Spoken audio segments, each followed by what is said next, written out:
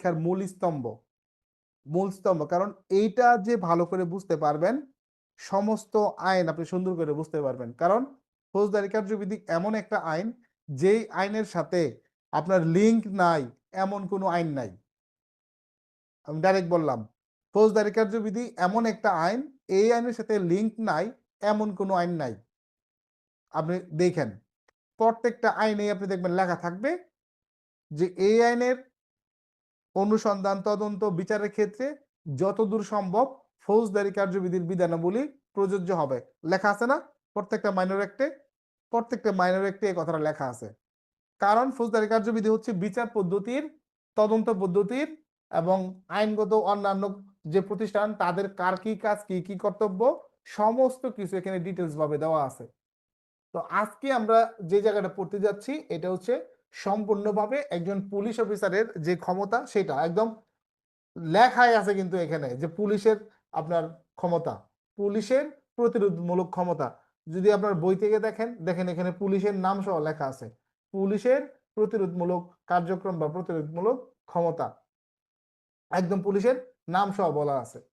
আর 148 থেকে 149 দ্বারা, তার আগে ছোট্ট করে আমরা একটু রিভিশন দিব আমাদের আগের ক্লাসটি, অর্থাৎ ফৌজদারি কার্যবিধির 145 থেকে 148। এখন সবাই ভয় পাইতেছেন যে স্যার বাদ দেন, এটা আলোচনা করার দরকার নাই, এমনিতে কালকে কি ক্লাস করেছেন মাথার উপর দিয়ে গেছে, কিছু বুঝছি না, আজকে আর মাথাটা নষ্ট করার দরকার নাই, নাকি দরকার আছে? আবার বলে দিই 132 থেকে 148 পর্যন্ত যদি মনে করেন একটু সাধারণ ব্রেনের লোক আপনি স্কিপ করতে পারেন। শুনেন, জীবনে কিন্তু একটা রিস্ক নিতে হয়, আমি আপনাদেরকে বুঝাই দেই, জীবনে কিন্তু রিস্ক নিতে হয়, সফল হতে গেলে রিস্ক নিতে হয়। যে জায়গাটা পারবেন না বার, পরীক্ষা এলে দিবেন না, শেষ, তো রিস্কই। যেহেতু আপনি পারেন না, আপনি কি করবেন? রিস্ক না বাদ। আর যদি বলেন না স্যার এই কথা কই লইব না স্যার, রিস্ক নিব না, আমি পড়বো, তাহলে আপনি অবশ্যই পড়বেন। তাহলে আপনি কি অবশ্যই পড়বেন, অবশ্যই পড়বেন, অবশ্যই পড়বেন। এখন কেউ যদি বলেন যে স্যার মনে থাকে না, বুঝি না, এটা লিখতে পারি না, আপনি যখন ক্লাস করান তখন বুঝি, ক্লাসের পরে গিয়ে বুঝি না, এটার সমাধান দেন। বলেন এই রোগের কোনো সমাধান আছে? এই রোগের কোনো নাইট ডিউটি না থাকে, রাত জায়গা এই চাপাচাপি বন্ধ করেন মোবাইল, তারপরে যদি পারেন একটু সকালে উঠেন, সকালে উইঠা সকালে উইঠা ফজরের নামাজটা পড়া আপনি একটু দেখতে পারেন ট্রাই কইরা যে আপনার এই ক্ষেত্রে পড়াশোনাটা উপকারে লাগে কিনা। আর ডিউটির সময়টাই কিন্তু আমার কাজে লাগাইতে হইব, নাইট ডিউটির সময়টাই কিন্তু আমার কাজে লাগাইতে হইব। আমার কথা বলি, আমি যখন কনস্টেবল থেকে পরীক্ষা দিলাম সোনালী ব্যাংক নরসিংদী, আপনার যে 8 ঘন্টা ডিউটি, উস্তাদের কাছে কৃতজ্ঞতা প্রকাশ করি, যথেষ্ট পরিমাণ সুযোগ দিছে আমারে, যে মানে ওই 8 ঘন্টা ডিউটি ছিল আমার পরীক্ষা, মানে পড়ার টাইম, মানে এরকম এরকম, আর বাকি সময় যেটা পড়তাম ওইটা তো আছেই। তো ওই উস্তাদের কাছে আমি এখনো মন ভরে দোয়া করি, কৃতজ্ঞতা প্রকাশ করি যে আমাকে পর্যাপ্ত পরিমাণ সুযোগ তিনি দিছিলেন, পিআরবি করতো না, বরং স্যার উৎসাহ দিত। বুঝছেন? তার মনে করেন একজন, তুমি যদি আমার সাথে ওই রকম করতেন তাহলে আমি কিন্তু সুযোগটা পাইতাম না, ঠিক না পড়াশোনার।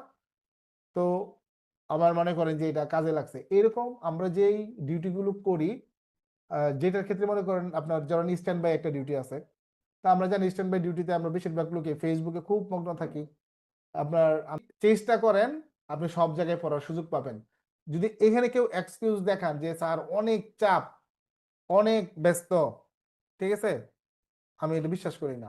যত ব্যস্তই থাকেন আপনার টার্গেট আপনি ফিল আপ করতে পারবেন, আপনি টার্গেট আপনি ফিল আপ করবেন না, এটা আপনার নাই, সবকিছুই আপনার ব্যস্ত, কিন্তু আপনি নিজের জন্য একটু ব্যস্ত হতে পারেন না, নিজের জন্য একটু ব্যস্ত হতে পারেন না, নিজের জন্য একটু ব্যস্ত হওয়ার চেষ্টা করেন। ফৌজদারি কার্যবিধির 145 থেকে 148 এইটা নিয়ে আমি একটু দাঁড়াতে আমি যাব না, স্লাইডও ওপেন করবো না, একটু বুঝাই দেই। এটা হচ্ছে আপনার স্থাবর সম্পত্তির যেই আপনার দখল আছে, দখল, স্থাবর সম্পত্তির যে সীমানা আছে, এবং ওইগুলোর ক্ষেত্রে জমি এবং পানি যে আছে, জমি এবং পানি, ওইটার ব্যবহার নিয়ে, ওইটার মালিকানা, মালিকানা না, দখল নিয়ে, সীমানা নিয়ে যখন বিরোধ থাকবে, এই বিরোধের ক্ষেত্রে আমরা দৌড়াইয়া দুইটা জায়গায় যেতে পারি, এক হলো থানায় যাই, আরেক হলো আমরা কোর্টে যাই, যাই কিনা। এই দুই জায়গায় কিন্তু দুই রকম ব্যবস্থা।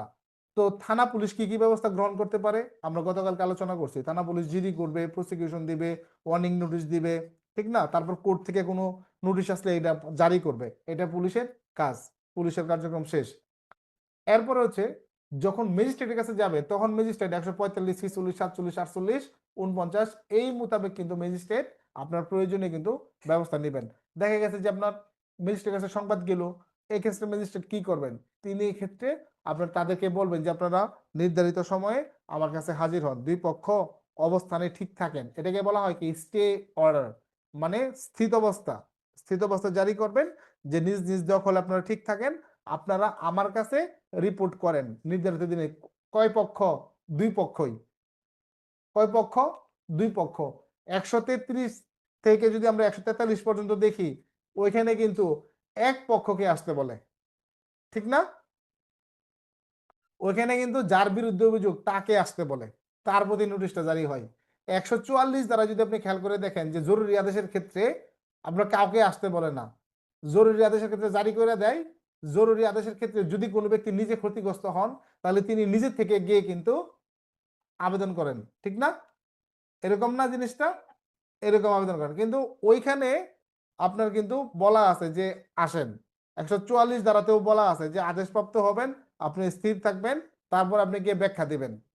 আর 145 থেকে 148 দুই পক্ষই বলে যে আপনারা স্থির থাকেন, স্টে, কোনো ধরনের বিরোধ করবেন না, এত তারিখের ভিতরে আপনারা আপনাদের দখল সংক্রান্ত বিষয়ে এসে জানান। তারপর ম্যাজিস্ট্রেট এখানে অনেক ধরনের কার্যক্রম গ্রহণ করে দেখেন, তাদের আপনার কথা শুনেন, তারপর তাদের আপনার যদি মনে হয় যে আরো সাক্ষ্য নেবেন তিনি আরো সাক্ষ্য নিতে পারেন। এরপরে মনে করেন যে তিনি দেখতেছেন যে না এটা আসলে ঝামেলা, তাহলে এই সম্পত্তি তিনি শুল্ক করতে পারেন। আবার দেখা গেছে যে আপনার এক পক্ষ জোর করে এখানে দখল করছে, আরেক পক্ষ উচ্ছেদ করছে, তাহলে জোর করা দখল পার্টিরে আপনার উচ্ছেদ করে যে পার্টি আগে ছিল তারে বুঝাই দিতে পারে।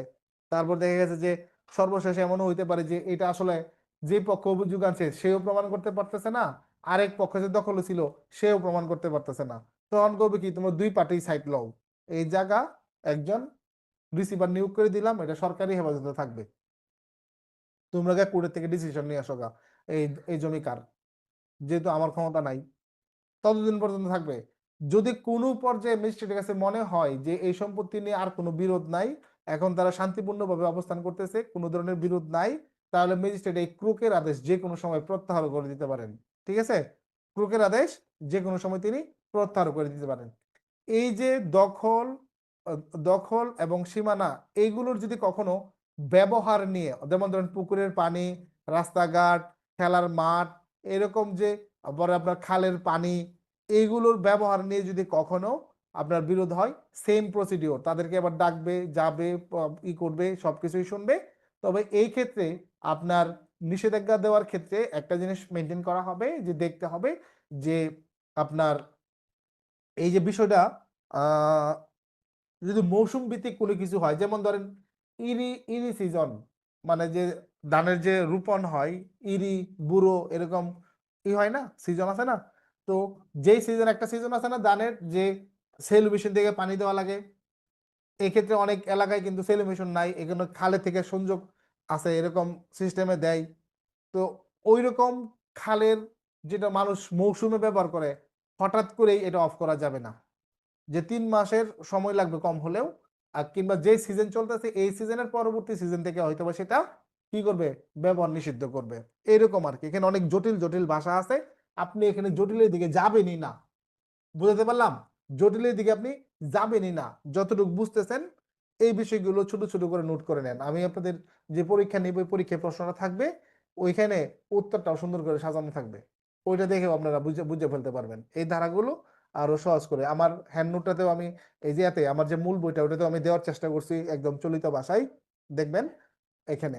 তো ওইটা ফলো করার চেষ্টা করবেন, আর অন্যান্য বই যেগুলো আছে এগুলো আপনারা সাপোর্ট হিসেবে দেখার চেষ্টা করবেন। বুঝতে পারছেন? এই হলো মূলত আমাদের ক্লাসের বিষয় ছিল। এখন এইগুলোর ক্ষেত্রে যদি কখনো যার কাছে অভিযোগ গেছে সেই নির্বাহী, এই ম্যাজিস্ট্রেট কিন্তু নির্বাহী ম্যাজিস্ট্রেট, সেই ম্যাজিস্ট্রেট যদি মনে করে তার অধীনস্থ কোনো ম্যাজিস্ট্রেট দ্বারা তিনি একটা তদন্ত করার রিপোর্ট নেবেন, তিনি সেটা করতে পারেন। এখন ম্যাজিস্ট্রেট যে রিপোর্টটা দিবে, ওই রিপোর্ট মানে কিন্তু চূড়ান্ত কোনো আদেশ না। ম্যাজিস্ট্রেটের আদেশ এখানে কি হিসেবে ব্যবহার করা হবে? সাধারণ একটা সাক্ষ্য হিসেবে এখানে ব্যবহৃত হবে, কিন্তু আদেশটা দিবে যার কাছে অভিযুক্ত কাছে সে। বোঝা গেছে? মূল থিম হইলো ম্যাজিস্ট্রেট দুই পক্ষে স্থির থাকতে বলতে পারে। ম্যাজিস্ট্রেট এই ক্ষেত্রে বলতে পারে যে আপনারা কেউই এই জায়গাতে আসবেন না, এই জায়গা বেদখল। অথবা ম্যাজিস্ট্রেট বলতে পারে জাহাঙ্গীর আলম জনিকে জোর করে উচ্ছেদ করা হয়েছে, ওনাকে দখল বুঝাই দেওয়া হোক। আর যে পক্ষ এখানে জোর করে দখল করছে তাদেরকে উচ্ছেদ করে দিয়ে তাদেরকে ওয়ার্নিং দেওয়া হোক যে আপনারা ওনাকে আর কোনো ডিস্টার্ব করবেন না। এই যে দেখবেন এক জায়গায় লেখা আছে যাতে নির্বিঘ্নে ব্যবহার করতে পারে, একটা কথা লেখা আছে না, আইনগতভাবে পড়লে বুঝবেন। তারপর এখানে যারা আছেন সবাই তো মোটামুটি মোটামুটি 20+ নাকি? 20 বছরের নিচে কেউ আছেন? 20 বছরের নিচে কেউ নাই? আছে কেউ? একদম যে 1 বছর চাকরি হইলে তো 20 বছর হয়ে যায়। তো 20-এর ঊর্ধ্বে সবাই নাগরিক। তো যে কথাগুলো বললাম একদম গ্রাম্য ভাষায় একদম যেভাবে কথা বলেন এভাবে বললাম। এই যে ঘটনাটা একটু মাথায় আপনার ঢুকছে না, এইটুকুই মনে রাখেন, এইটুকু মনেই হলে হবে। ম্যাজিস্ট্রেট কি কি করতে পারে? তো ম্যাজিস্ট্রেট নিম্নলিখিত ব্যবস্থা গ্রহণ করতে পারে। তারপর আপনি পয়েন্ট দিয়ে দিবেন 1 2 3 4 5 6 7 8 9 10 বা 2টা 3টা 4টা 5টা 6টা, যে যেরকম পারেন, যে যেরকম পারেন এরকম আপনি পয়েন্ট দিবেন, তারপর দ্বারা কোড করে দিবেন। যদি না পারেন তাহলে কি করবেন, যে কোনটা কোন দ্বারা মনে নাই, পয়েন্ট গুলো সাজায় লিখলেন, এরপরে নিচে গিয়ে দ্বারা দিয়ে দিবেন 145/146 147 148 149 একসাথে দিয়ে দিবেন। এটা কখন করবেন জানেন? যখন আপনি জানেন না বাট পয়েন্ট গুলো মনে আছে কিন্তু কোনটার কোন ধারা আপনি ভুলে গেছেন। এখন মনে করেন একটারটা যদি আরেকটার ক্ষেত্রে গিয়ে লাগে, এটা কি আপনার উত্তর ভুল হিসেবে ধরবে না স্যাররা? প্রত্যেক লাইনে লাইনে ধারা ব্যবহার করা বা বিধি ব্যবহার করা অনেক ভালো, অনেক অনেক সর্বোচ্চ পরিমাণ ভালো গুণ। এখন রে ভাই, ভুল ধারা বা বিধি কি ব্যবহার করা ভালো গুণ? ভালো গুণ না। তখন আপনি যদি 5টা পয়েন্ট দেন, সবার নিচে যদি আপনি পয়েন্ট 5টা ধারায় যদি পাশাপাশি লিখে দেন, তার মানে বোঝা গেছে যে এই 5টা ধারার ধারা উপরে কোট করছেন। হয়তো আমি পাইলাম 4, আপনি হইতে পারলেন 3.5 বা 3। বুঝছেন বিষয়টা? আর যদি যেটা 145 হওয়ার কথা এটা লিখতেছেন 147, আর যেটা 147 হওয়ার কথা এটা লিখতেছেন 149, 149 এটা লিখতেছেন 146। সুন্দর করতে গিয়ে, বেশি সুন্দর করতে গিয়া, তাহলে এরকমের সাথে নিচে একবার লিখে ফেলবেন। এই অস্ত্রটা কখন প্রয়োগ করবেন? যখন আপনি সেপারেট করতে পারেন না। ক্লিয়ার? এখন চাইছে আপনার কাছে গ্রেফতারের পদ্ধতি আলোচনা করুন। তাহলে আপনি 46 47 48 49 50 প্রত্যেকটা ধারা বিষয়বস্তু আলাদা না? প্রত্যেকটা বিষয়বস্তু আপনি জানেন কোনটার কি, ওইটা লিখবেন সাথে সাথে দ্বারা, আরেকটা লিখবেন ওইটার সাথে সাথে দ্বারা, এইভাবে আপনি এইভাবে কোড করবেন, এইটার জন্য মার্ক পাবেন বেশি। আর যদি পুরো সবকিছুই দিলেন লাস্টে গিয়ে নিচে লিখে দিলেন 46 থেকে 50 বা 46 47 48 49 50 ধারা, আপনার লেখাও হবে, উত্তরও হবে, নম্বরও পাবেন। আমি যদি পাই 5, আপনি পাবেন 3। একই লেখা, একই জিনিস, শুধুমাত্র আমি প্রত্যেক লাইনে লাইনে দ্বারা লিখছি আর আপনি একবারে লিখছেন। বুঝতে পারলাম?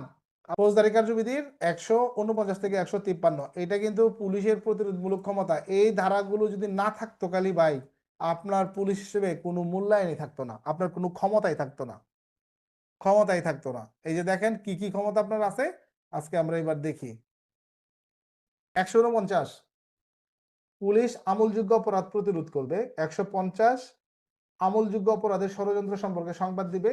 151 আপনার আমলযোগ্য অপরাধ প্রতিরোধের জন্য গ্রেফতার। 152 সরকারি সম্পত্তির ক্ষতি সাধন প্রতিরোধ। 153 ওজন ও পরিমাপের সরঞ্জাম আপনার পরীক্ষা। এবার দেখেন আমরা এগুলো কি পড়তেছি, কি পুলিশের কোন ধরনের ক্ষমতা পড়তেছি? প্রতিরোধমূলক ক্ষমতা, প্রতিরোধমূলক কি ক্ষমতা, প্রিভেনশন ক্ষমতা, তাই না? প্রতিরোধ, প্রতিরোধ শব্দের অর্থ কি এটা আমার আগে বুঝতে হইব, আমি না পরে ধারাতে যাই। প্রতিরোধ শব্দের অর্থ কি? প্রতিরোধ শব্দের অর্থ হলো ঠেকানো, ঠেকানো, অগ্রিম ব্যবস্থা করা, অগ্রিম ব্যবস্থা করা যাতে কোনো ক্ষতিগ্রস্ত আমরা না হই, অর্থাৎ বা ক্ষতিগ্রস্ত হইলেও যেন আমরা এখানে বড় ধরনের ক্ষতির সম্মুখীন না হই। এই ক্ষেত্রে জরুরি যে ব্যবস্থাটা নেওয়া হয় সেটা হলো প্রতিরোধমূলক ব্যবস্থা। আমরা যে করোনার জন্য টিকা দিছিলাম, টিকা, এটা এটা কি ধরনের ব্যবস্থা বলেন তো? প্রতিরোধমূলক ব্যবস্থা। যাদের করোনা হয়েছিল এরপরে যে চিকিৎসা করা হয়েছিল ওইটা এটা কি ধরনের ছিল? প্রতিকারমূলক ব্যবস্থা। অর্থাৎ যখন আমরা আক্রান্ত হই আক্রান্ত হওয়ার পরে তার প্রেক্ষিতে আমরা যেই আইনগত ব্যবস্থা গ্রহণ করে থাকি সেটা হলো প্রতিকারমূলক ব্যবস্থা।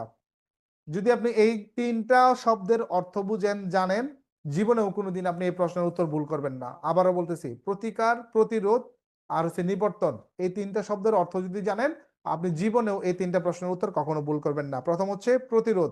প্রতিরোধ মানে অগ্রিম ব্যবস্থা নেওয়া, ঠেকিয়ে দেওয়া। এটাকে বলা হয় কি? বা পূর্ববর্তী নিরাপত্তামূলক যে ব্যবস্থাগুলো আমরা গ্রহণ করে থাকি সেটা হলো প্রতিরোধ। কি রকম হতে পারে?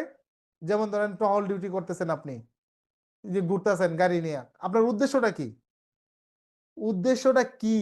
এই যে ঘুরতেছেন যাতে কেউ অপরাধ করতে না পারে, তার মানে অপরাধ অনুষ্ঠিত হওয়ার আগে আপনি ব্যবস্থা নিছেন, তার মানে এটা কি? প্রতিরোধমূলক ব্যবস্থা।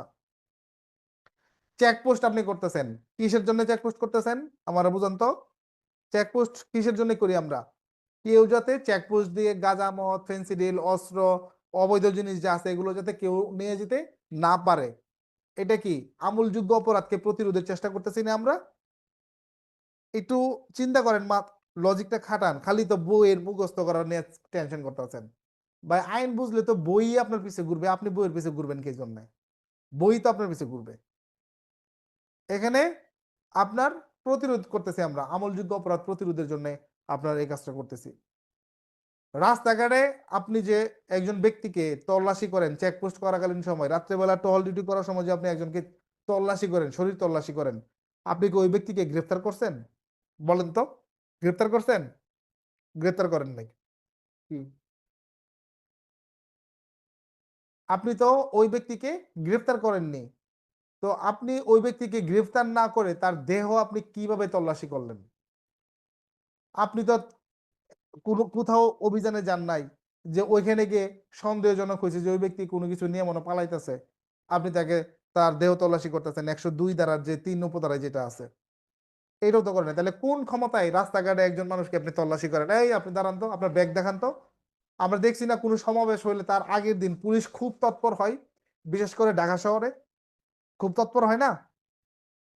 এই যে চেকপোস্ট টেকপোস্ট আমরা করি, মানুষকে তল্লাশি করি, রাস্তাঘাটে বাস তল্লাশি করি, আমরা কিসের ভিত্তিতে করি? এগুলো কি কি কাজের অংশ? এগুলো কি প্রতিকার, প্রতিরোধ না নিবর্তন? বলেন তো। এগুলো হচ্ছে প্রতিরোধমূলক ব্যবস্থা। এবার আসেন, একজন মানুষ খুন হইছে, আপনার মামলা করা লাগবে। আমার একটা ব্যাটসম্যানের কথা মনে হয়, যখনই আমি খুনের জায়গায় যাই আমার ব্যাটসম্যানের কথা মনে হয়। ৩০০ দ্বারা খুনের সঙ্গে আপনি গেলেন গা ৭৫ ক্রস করে আপনার দর্শনের এনে, কারণটা কি? আপনার মনে করেন যে আমাদের যে খুন হয়ে গেছে এরপরে মামলা হবে না? মামলা হবে কিনা? মামলা হবে। মামলার দারোগা সাহেব কি করবে? আসামি গ্রেপ্তার করবে না? গ্রেপ্তার করবে। আসামি গ্রেপ্তার করে রিমান্ডে আনবে না? রিমান্ডে আনবে। এরপরে আপনার কি করবে?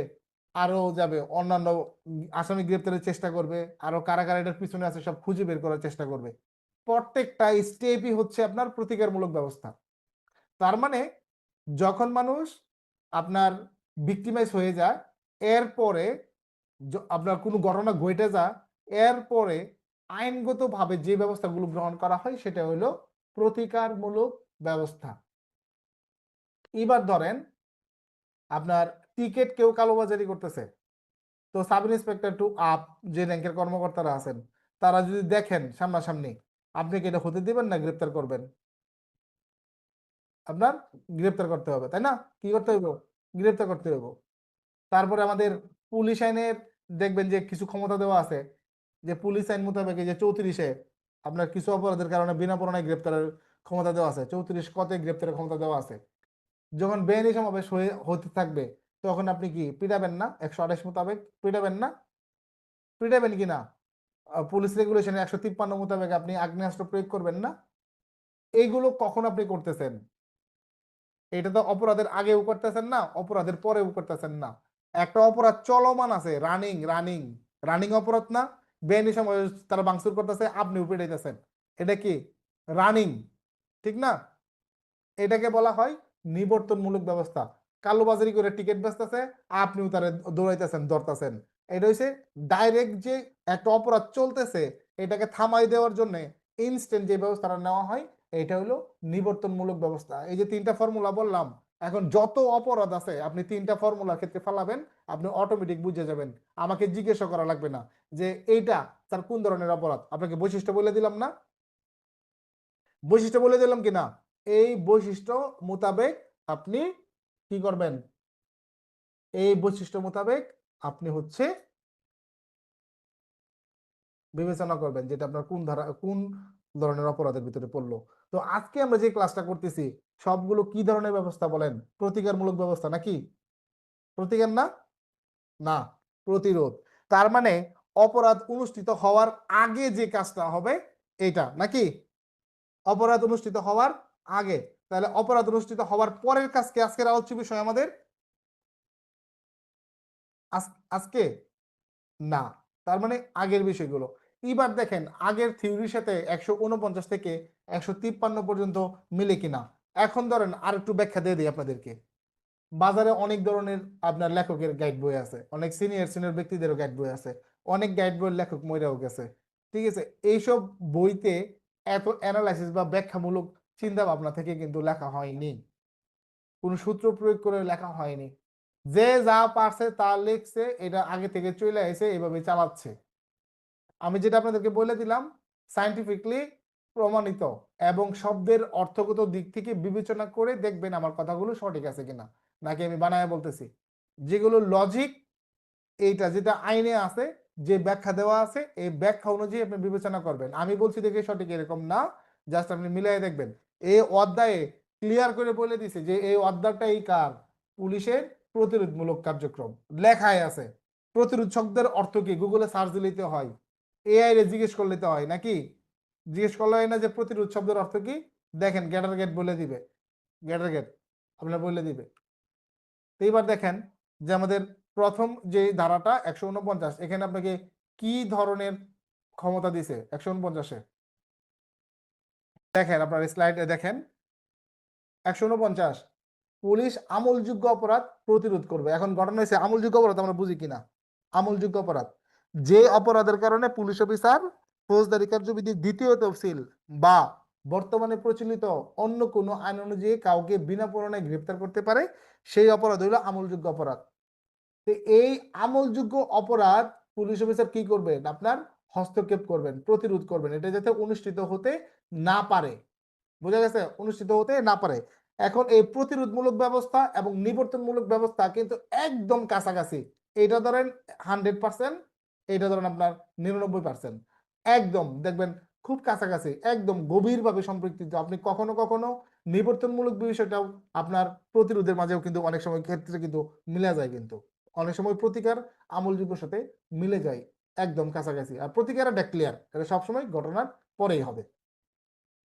তো এখানে বলতেছে যে যদি কোনো পুলিশ অফিসার দেখেন আমলযোগ্য অপরাধ হবে হবে ভাব, তিনি অবশ্যই সেটা প্রতিরোধ করবেন। তবে এখানে একটা জিনিস খেয়াল করবেন, বইতে আপনার দেখেন তো এখানে সাধ্য মোতাবেক কথাটা বলা আছে কিনা। ফৌজদারি কার্যবিধির 149-এ সাধ্য মোতাবেক প্রতিরোধ করবেন, যে 149 ধারায় সাধ্য মোতাবেক চেষ্টা করবেন, এই ওয়ার্ডটা সাধ্য মোতাবেক, এই ওয়ার্ডটা আছে কিনা? আছে, আছে কিনা? আছে না? সাধ্য মোতাবেক চেষ্টা করবেন। এখন সাধ্য বলতে কি বোঝানো হয়? আপনি তো একজন মানুষ নাকি? মানুষ এবং বাস্তবের মানুষ। এখন আপনি যদি মনে করেন যে অজয় দেবগনের সিংঘাম হইতেন, তাহলে তামিল সিনেমার যে কিছু কিছু সিনেমা আছে তো বলাই নাই যে এমন অবাস্তব জিনিস দেখায়, রোগীর অপারেশন করতেছে, ওপেনার প্রবলেম, তো নায়ক মনে করেন যে আরেকজনের মাইরা হাট ছিঁড়ে নিয়ে এসে এইটা মনে করেন যে উষ্টা খায় পড়ে গেছে, এটা আবার ও দূরের থেকে আইসা 1 কিলোমিটার দূরে আইসা জাল না ভাঙে ভিতরে ঢুকে রুগীর এই হাটে গিয়ে সেট হয়ে গেছে। দেখছেন না এই দৃশ্য? এই দৃশ্য মানে এই দৃশ্য যেদিন থেকে দেখছি, এই দৃশ্য দেখার পর 2 দিন আমি অজ্ঞান ছিলাম যে এটা কেমনে। আবার মনে করেন যে কলা দিয়ে মানুষ মেরা লাইতেছে, মানে পেটে ঢুকাই দিয়া, এর কিছু মুভি আছে কিন্তু এতে মানে সাউথ ইন্ডিয়ান মানুষকে হাসানোর জন্য এগুলো করা হয়। তো এই যে কাজগুলো দেখানো হয় এগুলো হচ্ছে অসাধ্যমূলক কাজ। তো আপনি একজন এএসআই বা এসআই, আপনার সাথে সঙ্গীয় ফোর্স দেওয়া আছে 2 জন, আপনি অমুক মোড়ে টহলরত ডিউটিতে আছেন। সৃজনশীল প্রশ্ন দেখেন, আপনি নিজেই কিন্তু বুঝবেন যে আপনি ডিউটি করতেছেন, আপনি দেখতে পেলেন যে সরকার বিরোধী দল, সরকার বিরোধী দল প্রায় 200-300 লোকজন হাতে লাঠি সোটা লোহার রড টড ইত্যাদি নিয়ে এই দিক দিয়ে অতিক্রম করতেছে। এই ক্ষেত্রে আপনি কি ধরনের ব্যবস্থা গ্রহণ করবেন? তাহলে যেহেতু প্রতিরোধ করতে কইছে, ওই সাধ্য মোতাবেক কথাটা আপনি খেয়াল করছেন না। এবার আপনি 2 কনস্টেবল আর 1 এএসআই গিয়া ওই 200-300 লোকের আটকানোর চেষ্টা করবেন নাকি? তারপর কি হইব? তারপর একটু বারবিকিউ হয়ে যাবো নাকি? বারবিকিউ, বারবিকিউ হয়ে যাবো, তাই না? বা কিমা হয়ে যেতে পারে। তো এখানে যদি আপনার সাথে 1 প্লাটুন ফোর্স থাকতো, শর্ট গান, গ্যাস গান ইত্যাদি থাকতো, এবার আপনি সামনে দাঁড়াইতেন রাইট ফরমেশনে, আর বাপেরও ক্ষমতা ছিল না আপনাকে ক্রস করে যাওয়ার মতো, তাই না? আপনি 20 জন ফোর্স থাকলে একসাথে আপনি এরকম 500 লোকেরও আপনি নিয়ন্ত্রণ করতে পারবেন একাই, এই 20-25 জন ফোর্স নিয়ে। আমাদের শক্তিগুলো কিন্তু এইভাবে বৃদ্ধি পায়। তো এটাই এখন বলতেছে যে আপনার যতটুক কুলায় ততটুক। এখন মনে করেন আপনি এখানে আছেন, আপনার একটা মেয়ে রাস্তা দিয়ে হাইটা আসতেছে, হাইটা আসতেছে, তাকে মনে করেন যে আপনার অপহরণ করার চেষ্টায় লিপ্ত কয়েকজন, এটা আপনি দূর থেকে দেখে দৌড়ে যাবেন না? দৌড়ে যাবেন কিনা, 2-3 জন পুলিশ আছেন আপনারা বা একাও যদি থাকেন, তবুও তো একজনকে জোর করে ধরে নিয়ে যাচ্ছে, আপনি এখানে বাঁচানোর চেষ্টা করবেন। এইটা হলো সাধ্য মোতাবেক প্রতিরোধের আপনি চেষ্টা করছেন। এখানে চেষ্টা করার জন্য আপনি বলেছে তিনি সাধ্যমতো প্রতিরোধ করবেন। তার মানে আপনার যতটুক ক্যাপাসিটিতে আছে আপনি সেই ক্ষমতাটা প্রয়োগ করবেন। এবার ধরেন ওই রাজনৈতিক দলের আপনার হাঁটা বা মিছিলের কথাই ধরেন যে এরকম ভাবে তারা আগ্রাসী ভাবে যাচ্ছে। এখন আপনি না হয় প্রতিরোধ করতে পারলেন না, আপনার ক্ষমতার বাইরে। এখন আপনি কি করবেন? যেই জিনিসটা আপনার ক্ষমতার বাইরে থাকবে এটার জন্য আপনার কাজ হচ্ছে সিনিয়র কর্মকর্তাকে জানাই দেওয়া। কাকে জানাই দেওয়া? সিনিয়র কর্মকর্তাকে জানাই দেওয়া, স্যার এই অবস্থা, তারা তো এই কাজ করতেছে স্যার, আমার দ্বারা সম্ভব না, আমার সাথে তো ফোর্স কম স্যার, তাড়াতাড়ি ফোর্স পাঠান। বাস্তবে এটাই হয় কিনা? এটা হয় না? যে বাস্তবে ফোর্স পাঠান। এই যে আপনি তাদেরকে জানাইছেন, অথবা আপনার সিনিয়র অফিসারের কাজ না, বাট আপনি অন্য থানা এলাকায় আছেন, তখন আপনি জানতে পারলেন, তখন আপনার কাজ হইলো যে ওইটা আপনার নিয়ন্ত্রণে নেওয়া যে অফিসারের দায়িত্ব তাকে অবগত করা, তাকে অবগত করা। এখন আপনি যদি ছুটিতে বাড়িতে থাকেন, ছুটিতে আপনি সাধারণ নাগরিক। ছুটিতে সিসি নেওয়া মানে আপনি পুলিশ সদস্য নন। আপনি 24 ঘন্টার ডিউটি থেকে আপনি অব্যাহতি। আপনি এক জেলায় ডাক নিয়ে গেছেন, আপনি পুলিশ অফিসার, ওই জেলার ক্ষেত্রেও আপনি অন ডিউটি। আপনার পদচারণা যাত্রাপথে আপনি যেখানেই আছেন, এটা আপনার জন্য অন ডিউটি হিসেবে গণ্য হবে। আপনি 24 ঘন্টায় কর্মরত। বাট ছুটি নিয়ে বাড়িতে গেছেন, আপনি সাধারণ নাগরিক ওই এলাকার। আপনি যেখানেই থাকেন আপনি সাধারণ নাগরিক, তখন আপনি পুলিশ হিসেবে গণ্য হবেন না। এরকম কিন্তু প্রশ্ন হয়, খেয়াল করে দেখেন, এরকম কিন্তু প্রশ্ন হয়। তাহলে এই ক্ষেত্রে আপনি সাধারণ নাগরিক। তো যখন আপনি পুলিশ অফিসার, আপনি নিজ থানা এলাকায় হলে আপনার অফিসারকে আপনি জানাবেন। আর যখন ভিন্ন এলাকায়, তখন ওই এলাকার যার আমলে নেওয়ার ক্ষমতা, ওই জিনিসটা ব্যবস্থা নেওয়ার ক্ষমতা, তাকে আপনি জানাবেন। সেটা কখন? যখন আপনি জানবেন যে আমলযোগ্য অপরাধের একটা ষড়যন্ত্র হচ্ছে বা প্ল্যান হচ্ছে, বা যে ক্ষেত্রে আপনার এটা নিজের পক্ষে কুলানো সম্ভব না, তখন এই 150 দ্বারাই আপনি প্রয়োজনীয় ব্যবস্থা নেবেন। কি ব্যবস্থা? যে আপনি জানাই দিবেন। দেখেন এখানে বলছে যে কোনো পুলিশ অফিসার কোনো আমলযোগ্য অপরাধ সংগঠনের ষড়যন্ত্র সম্পর্কে যে আপনার জানতে পারলে তিনি তার উপরস্থ পুলিশ অফিসার এবং এইরূপ অপরাধ নিবারণ করা বা আমলে নেওয়া যে অফিসারের কর্তব্য, সেই অফিসারকে জানাবেন। সেই অফিসারকে কি করবেন? জানাবেন। এইটা কিন্তু যে সবসময় জুনিয়র সিনিয়রকে এটা মেনটেন করবে জিনিসটা এরকম না। সিনিয়রও কিন্তু জুনিয়রকে মেনটেন করতে পারে। কিভাবে? ওই যে একটা কথা বলছে না যে নিবারণ করার যে অফিসারের কর্তব্য তাকে জানাবেন।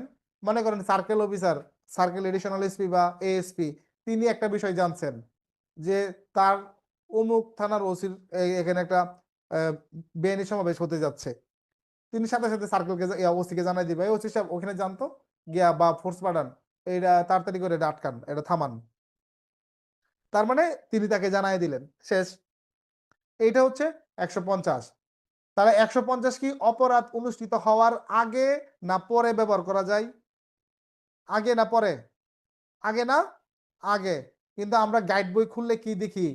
যে একটা হত্যাকাণ্ড হয়েছে, এবার আপনি ঘটনাস্থলে উপস্থিত হয়েছেন, এবার আপনি ফলাফল অফিসার ইনচার্জকে জানাইতেছেন বা ঊর্ধ্বতন কর্তৃপক্ষকে জানাইতেছেন, কি লেখেন?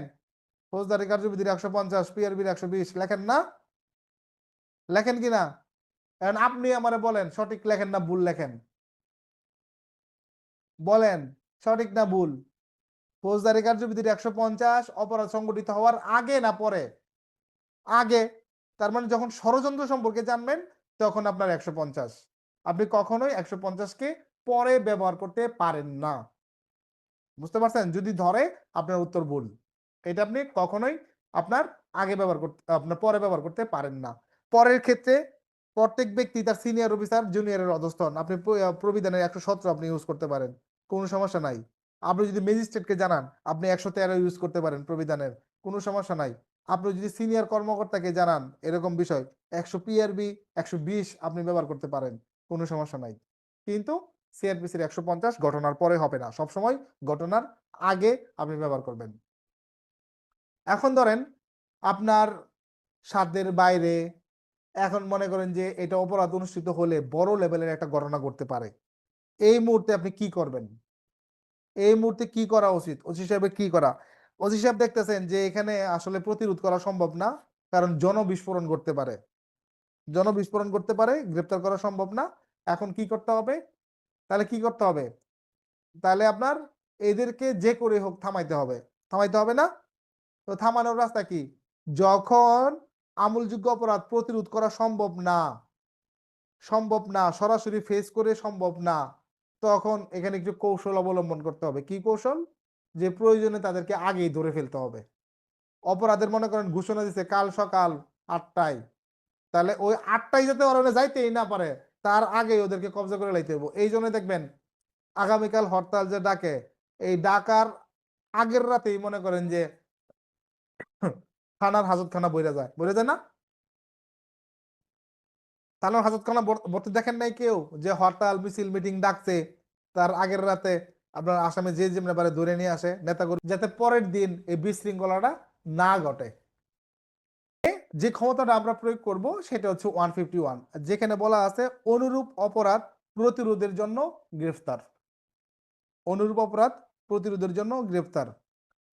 কোন পুলিশ অফিসার যদি আমলযোগ্য অপরাধ সংগঠনের ষড়যন্ত্রের কথা জানতে পারেন বা তার নিকট যদি প্রতীয়মান হয় যে এইরূপ অপরাধ সংগঠন অন্যভাবে নিবারণ করা যাবে না, তাহলে তিনি ম্যাজিস্ট্রেটের আদেশ এবং পরোয়ানা ছাড়াই ষড়যন্ত্রকারী ব্যক্তিদের গ্রেপ্তার করতে পারবেন। এবার বুঝছেন ওসি সাহেব কর্তৃক ওই গ্রেপ্তার বৈধ না অবৈধ?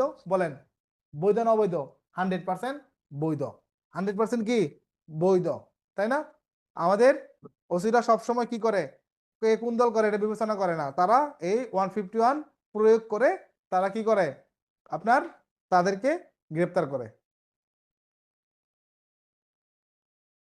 তারপরে দেখেন যেটা বলতেছে যে 152 সরকারি সম্পত্তির ক্ষতি সাধন প্রতিরোধ। আমরা যখন ডিউটি করি তখন যদি আমার চোখের সামনে কেউ রেল লাইন কাটতে ফেলতে চা, কেউ যদি মনে করেন যে সরকারি পিলারে যে লেখা আছে যে ময়মনসিংহ 124 কিলোমিটার, রংপুর 200 কিলোমিটার, এইগুলো সাইনবোর্ড গুলো আছে রাস্তার পাশে, এগুলা কি আপনি পোস্ট অফিসের যে পোস্ট বক্স গুলা দেওয়া থাকে, তো আপনি তো বলতে পারেন আরে আমি তো পুলিশ সদস্য, পোস্ট অফিসের লোক এসে এগুলো ফিরাক, রুটস অ্যান্ড হাইওয়ে লোকজন এসে এগুলো ই করুক, আর রেলওয়ের লোক এসে এগুলো ফিরাক, এটা আপনি বলবেন?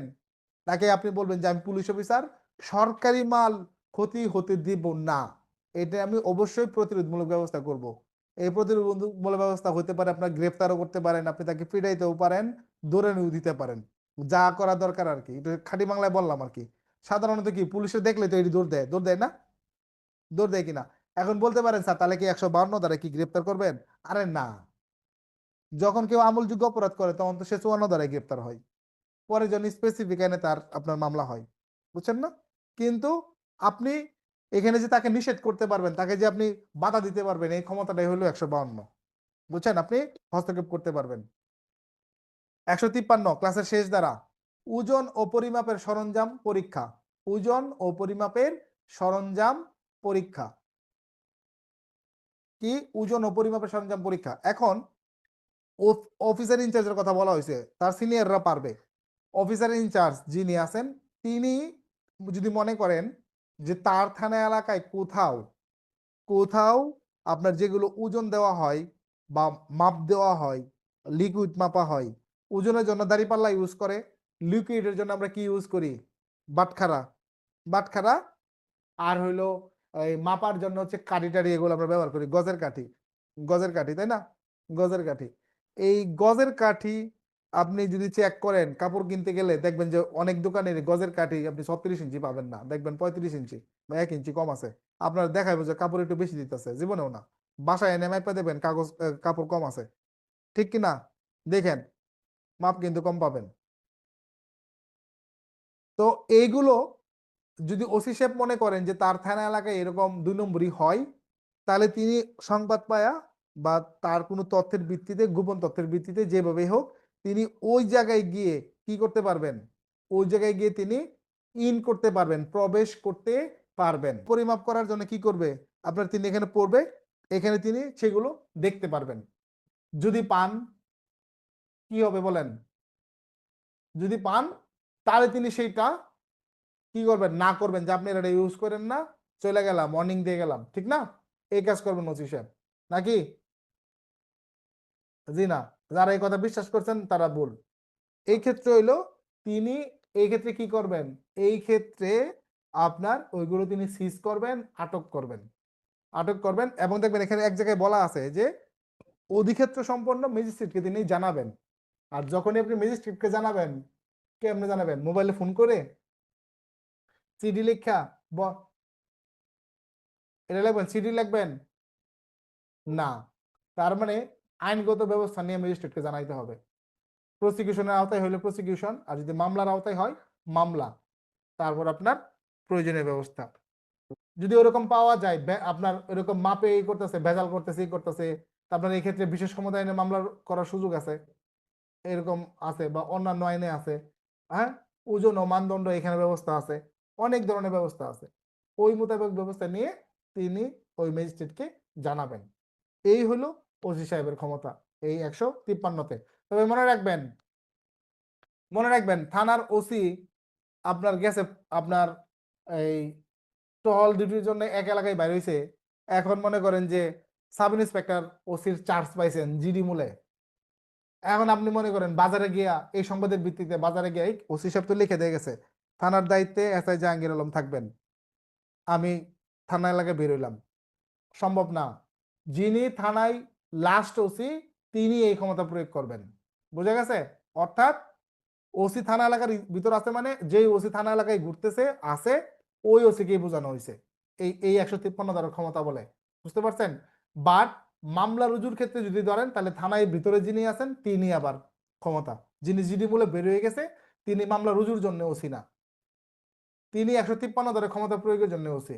বাট জিডি মূলে যে ওসি ভিতরে আছেন তিনি কিন্তু মামলা রুজুর জন্য ওসি। বুঝছেন না মনে হয় আমার কথাটা, প্যাঁচ লেগে গেল না?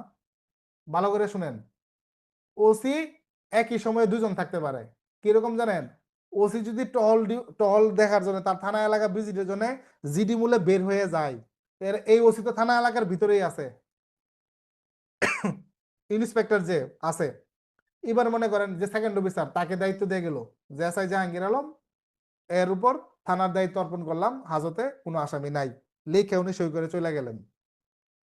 এখন আমি বসা আমার রুমে, এখন থানায় তো আর কেউ সিনিয়র নাই, এখন যদি কোনো থানায় আমলযোগ্য অপরাধের সংবাদ আসে, মামলা রুজু কি ওই বেটা বাইরে থেকে এসে করবে? না, আমি যে ভিতরে বসা আছে আমি করব, আমি করব। যদি কোনো সংবাদ আসে যে বাজারের ভিতর আপনার মাপের 2 নম্বরের জিনিসপত্র আছে, এখন অভিযানে কে যাবে? ডিউটি, আমি যে থানার ভিতরে আছি এই সংবাদ পাই আমি দৌড় দিব, নাকি থানার বাইরে যে ওসি আছে ওই ওসি যাবে? বলেন। থানার বাইরে যে ওসি আছে উনি ওইটার ক্ষেত্রে যাবেন, কারণ উনি থানা এলাকার ভিতর এখনো ওসি, উনি ওই ক্ষমতা প্রয়োগ করবেন। বুঝা গেছে?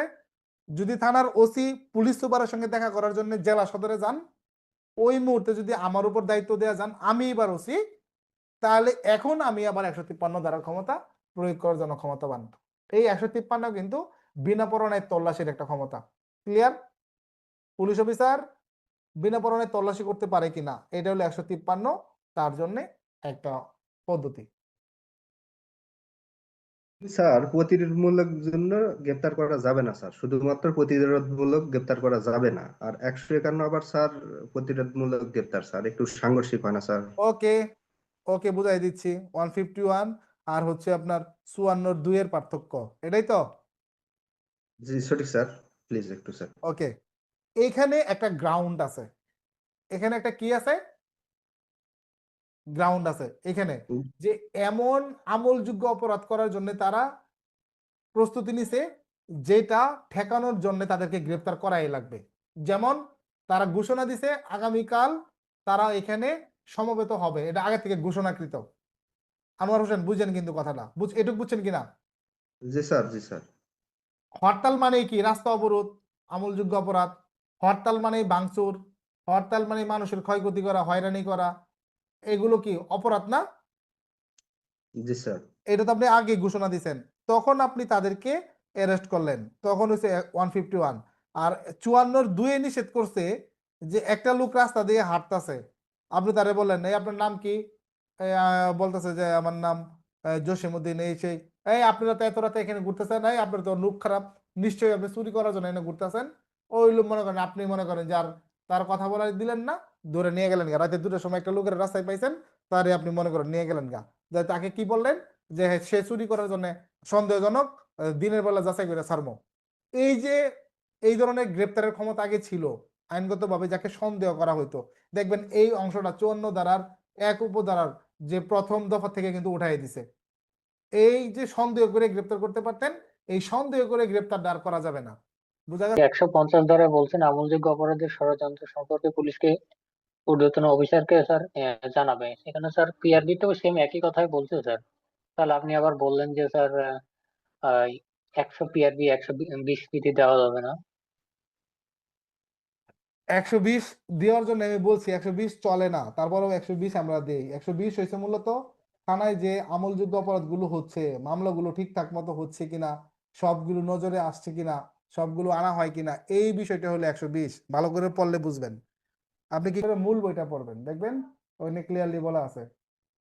53 ধারার ক্ষমতা বলে অফিসার ইনচার্জ তো ওজন পরিমাপের সরঞ্জামাদি আটক করলেন। তো সেক্ষেত্রে কি যে এই যে ওজনে ভেজাল দিল বা ওজনে কম দিল, ওই ব্যক্তিকে আটক বা গ্রেপ্তার করতে পারবেন কিনা? 100% ওই যে ম্যাজিস্ট্রেটকে জানাবেন, সেই ক্ষেত্রে তিনি যেই ধরনের অপরাধে লিপ্ত হবেন, যেই আইনগতভাবে তিনি অপরাধ করলেন, সেই আইনগতভাবেই তাকে আপনার প্রয়োজনীয় ব্যবস্থা নেবেন। এই যে দেখবেন বলা আছে যে আপনার ম্যাজিস্ট্রেটকে জানাবেন, তার মানে সে যদি আমলযোগ্য অপরাধ করে তখন তো সে অপরাধ করে ফেলছে, তখন সে অ্যারেস্ট, তখন অন্য বিষয়। কিন্তু আগে আপনি ঢুকতে যে পারবেন, তল্লাশি যে আপনি করতে পারবেন, এই ক্ষমতা 153। এরপর যদি আপনি দেখেন অপরাধ এরকম পাওয়া গেছে, তাহলে এবার অ্যারেস্ট, সেটা তো আবার তখন চলে আসবে 54 ধারায় অ্যারেস্ট করলেন। প্রবর্তন প্রতিকার, এটা স্যার ঘটনার পূর্বের কার্যক্রম, ঘটনার চলমান কার্যক্রম, ঘটনার পরবর্তী কার্যক্রম, বিষয়টা এমন না স্যার? 100% সঠিক, আপনি যেটা বলছেন 100% তাই। প্রণয় একটা বৈধ কাজে কিন্তু অবৈধভাবে করবেন, এটা কিরকম হইতে পারে? মনে করেন আপনার একটা জিনিস টেন্ডার থেকে কিনা, টেন্ডারের মাধ্যমে কিনা, এটা বৈধ কাজ। এখন আপনি চিন্তা করতেছেন আপনি টেন্ডারের মাধ্যমে কিনবেন, কিন্তু আপনি টেন্ডারের অযোগ্য, কিন্তু আপনি জোর করে এই টেন্ডারে অংশগ্রহণ করবেন, তার মানে কি আপনি অবৈধভাবে অংশগ্রহণ করলেন। এটা একটা জিনিস। আরেকটা হইলো, আপনি যখন অন্য কাজ করার জন্য একমত পোষণ করবেন, যেমন দুইজনে মিলে প্ল্যান করছেন যে অমুক রে খুন করা লাগবে, এই যে দুজন মিলে প্ল্যান করলেন, এই প্ল্যানটাই হলো ষড়যন্ত্র। কামরুল হাসান বুঝছেন? দুইজন একের অধিক ব্যক্তি যখন একমত পোষণ হবে, কিন্তু মনে মনে রাখলেন, মনে মনে রাখলেন বা আরেকজনকে বললেন, সে রাজি হইলো না, এটা কিন্তু ষড়যন্ত্র হইলো না। মনে মনে রাখছেন, এটা হবে না, ওয়ান সাইড লাভ। আরেকজনকে বলতে হইব, সে রাজি হইতে হইব। তন্নি, প্রসিকিউশন মানেটা হচ্ছে রাষ্ট্রপক্ষকে বোঝানো হয়। রাষ্ট্রপক্ষ টোটালটাকে বলা হয় প্রসিকিউশন পক্ষ। দেখবেন কোর্টে কেটি পাঠক দেখছেন না কেউ? আদালত সিরিজ দেখছেন? ওই যে সনি 8 চ্যানেলের আদালত, ওখানে দেখবেন বিজ্ঞ প্রসিকিউশন বলেন, যে তার মানে রাষ্ট্রপক্ষের হয়ে যারা লড়ে সবাই হলো প্রসিকিউশন। একটা ডকুমেন্ট, চার্জশিট বা এটা একটা প্রসিকিউশন, এটা একটা প্রতিবেদন, এটা একটা প্রসিকিউশন। রাষ্ট্রপক্ষের কোর্ট ইন্সপেক্টর, তিনি একটা প্রসিকিউশন পক্ষ। রাষ্ট্রপক্ষের পাবলিক প্রসিকিউটর, তিনি একজন তিনি প্রসিকিউশনের অংশ। কিন্তু আমরা প্রচলিত অর্থে প্রসিকিউশন মানে বুঝি থানা থেকে আমার আমলের অযোগ্য অপরাধে যেই প্রতিবেদনটা আমরা দেই, এই প্রতিবেদনটা আমরা বলি প্রসিকিউশন, যা সহজ অর্থে বোঝার জন্য। আর আমলযোগ্য অপরাধের জন্য যেটা দেই, এইটাকে বুঝি আমরা চার্জশিট। বুঝছেন? বিচার প্রার্থনা করে যে প্রতিবেদন দেই, ওইটাকে বলি প্রসিকিউশন। আর এটাকে বলি চার্জশিট, যদিও শব্দটা একেবারেই ভুল, 100-এ 100 ভুল। প্রসিকিউশন মানে এর আগে যে ব্যাখ্যাটা আমি দিলাম এটাই হলো প্রসিকিউশনের মূল ব্যাখ্যা। ফিমেল